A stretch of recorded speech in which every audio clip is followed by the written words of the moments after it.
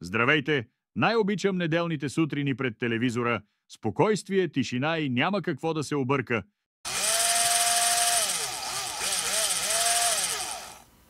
Абе, какво става тук, бе? Вашата мама! Точно в неделя ли, бе? Тая работа въобще няма да я бъде. На война като на война. Готов съм с пълно бойно снаражение. Няма да съм аз, ако не му бахтисам панелката.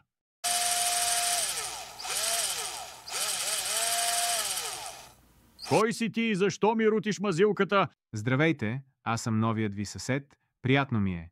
А на мен ич! Като чуя звука на бурмашината рано сутрин в неделя, започвам да бъркам оризовките на жената с стиропор. А аз харесвам стиропор. Това е моята стена, моята мазилка, моят стиропор.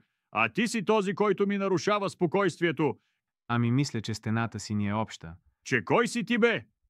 Адвокат Пенков, на вашите услуги. Ей, комбайнер, слушай ме сега. В този панел дори мишоците, които гризят тръбите, са мои. За това ли плащам аз такса? За таксата трябва да говорите с баща ми, той е домоуправителя. Че какво имам да говоря с него? Опа, че аз не съм плащал такса вход от 2 години.